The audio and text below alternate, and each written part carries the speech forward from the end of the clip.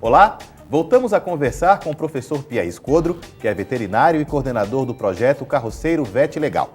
Professor, qual o diagnóstico que o senhor faz sobre a saúde desses animais quando o projeto começou?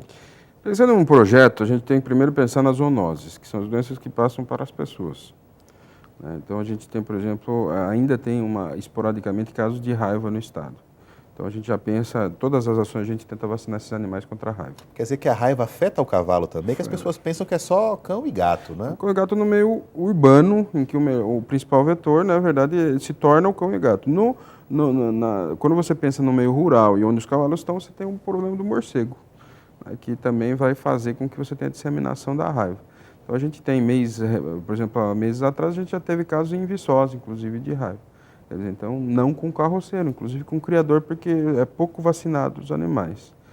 Então, primeiro o trabalho nosso é na doença infecciosa zoonose, que é a raiva, e o mormo, teoricamente, também é uma zoonose em que, se der positivo, você vai sacrificar o animal.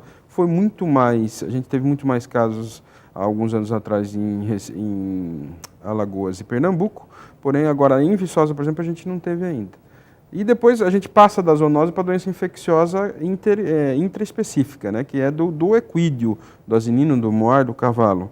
E daí a principal delas é a anemia infecciosa equina, que na zona da mata realmente a gente deve ter uma zona endêmica.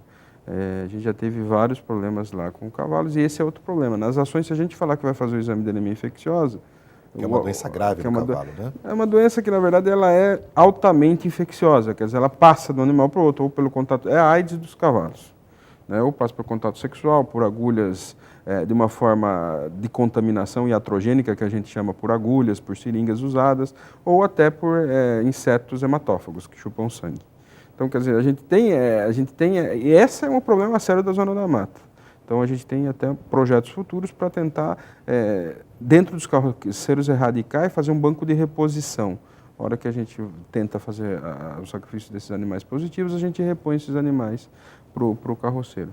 E daí tem o problema do mal, daí a gente pensando em bem-estar, que eu coloco sempre como último e que é o melhor para o ensino de medicina veterinária e até o que gera mais pesquisa para a gente como grupo, que é a questão das manqueiras, né, que todo cavalo manca. Se você for ver em Maceió, se a gente for fazer um levantamento, a gente tem uma alta incidência desses animais que estão mancos, teriam que estar na carroça. Problemas de pele, problemas respiratórios, problemas de hemoparasitas, problemas de parasitose. Chicotear o cavalo, que a gente vê muito nas ruas de Maceió, inclusive.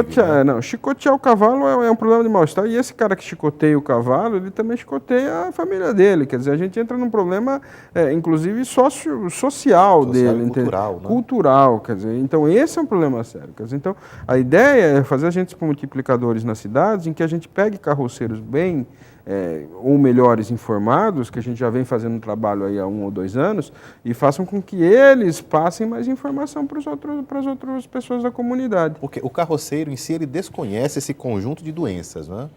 Sim, ele sabe que existe e ele sabe que se o cavalo dele der positivo, ele vai ter que sacrificar, vai ter que matar, que nem eles dizem.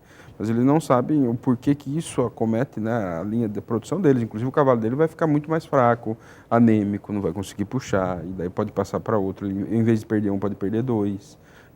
Então esse é um problema que a gente tem que ver. Por exemplo, no Mato Grosso, a gente tem uma área de isolamento em que tem animais positivos, pelo número de animais ser grande. Aqui a gente não vai conseguir fazer isso com os carroceiros, porque deixar um bairro, um exemplo, que seria positivo e outro que não. Então, realmente, e é muito difícil a gente controlar essa doença infecciosa, a anemia infecciosa. Eu acho que esse é o principal problema em termos sanitários no projeto carroceiro. Professor, a castração, como é que funciona de cavalos? Como a gente tem essa doença, inclusive, transmitindo de uma maneira sexual, a gente prega 100% dos animais castrados. Então, a gente já teve castrações no Vale do Reginaldo, a gente faz castrações... No Vale do Reginaldo, aqui em Maceió, como é que funcionou? Foi um choque, né? Todo mundo, mas você vai castrar. Eles estão acostumados a castrar o animal derrubando e fazendo toda aquela ritualística, um circo, né? E o animal sentindo muita dor. Então, a gente tem técnicas de anestesia que o animal fica em pé e a gente castra o animal em pé. Já fizemos isso dentro do Vale do Reginaldo, já fizemos isso no interior, por exemplo, acho que numa ação em Santana do Ipanema, fizemos 2 castrações lá. Gratuito, tem algum custo? Não, isso daí, o grupo nosso tem um apoio de empresas, né? A universidade sempre disponibiliza o transporte para esses alunos e as prefeituras dão todo o apoio a esses alunos. Então a gente consegue fazer isso sem custo, inclusive os medicamentos pós-operatórios. Nessa questão de medicamento pós-operatório, a gente já criou até uma pesquisa, que é uma pesquisa com acupuntura, em que a acupuntura é utilizada nesses cavalos pós-castração, fazendo comparativo com se eles usassem antibiótico ou não, e para a gente diminuir os custos, para a gente diminuir, uma castração no cavalo custa R$300, estou dando o custo. Então, quer dizer, entre o pós-operatório e tudo, quer dizer, então a gente conseguir fazer isso simplesmente com acupuntura com injeções de sangue dele mesmo. Então a gente tem um trabalho bem legal nessa relação dessa pesquisa aí, em relação à orquiectomia ou à castração, que a gente chama de orquiectomia. Castramos todos os animais. E agora, em abril desse ano, a gente, com uma parceria com a cooperativa Pindorama, com a Federação da Agricultura do Estado de Alagoas e também com a Associação Brasileira dos Criadores de Cavalo Bretão, a gente trouxe para Viçosa um potro da raça Bretão, aquele das patas grandes, de uma estatura baixa, para a gente começar a inseminar as éguas de carroceiros do interior e dos pequenos produtores rurais com esse cavalo.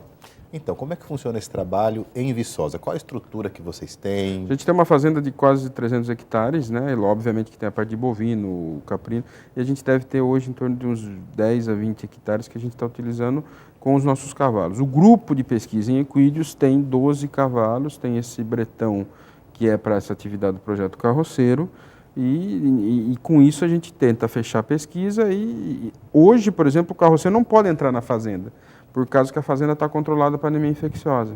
Então a ideia já, a partir de 2012, a gente tem um centro de atendimento do carroceiro na cidade de Viçosa que atenda toda a zona da mata. Então, a longo prazo, a gente queria ter um residente, um veterinário residente com apoio, e a gente está buscando esse apoio, para atender todo o interior com essa ação de carroceiro. A prefeita de Santana do Ipanema já tem ideia de implantar um centro de atendimento em Santana do Ipanema e a gente começar a dar estruturação a esse centro. Na última ação, a gente teve um workshop em julho, já falei, com a Rural de Pernambuco, em que a gente tentou plantar semente dessa ação, por exemplo, em Recife.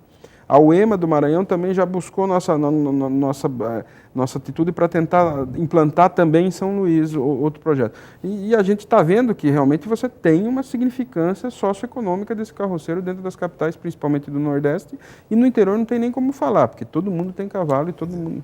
Temática nacional, então, né, temática nacional, sem dúvida. E que começou com a UFMG, né? A UFMG que teve o primeiro trabalho, o curso de medicina veterinária com a professora Maristela, que era no bairro da Pampulha, em Belo Horizonte. Que foi pioneira nesse trabalho como um todo. Professor, fazer um pequeno intervalo.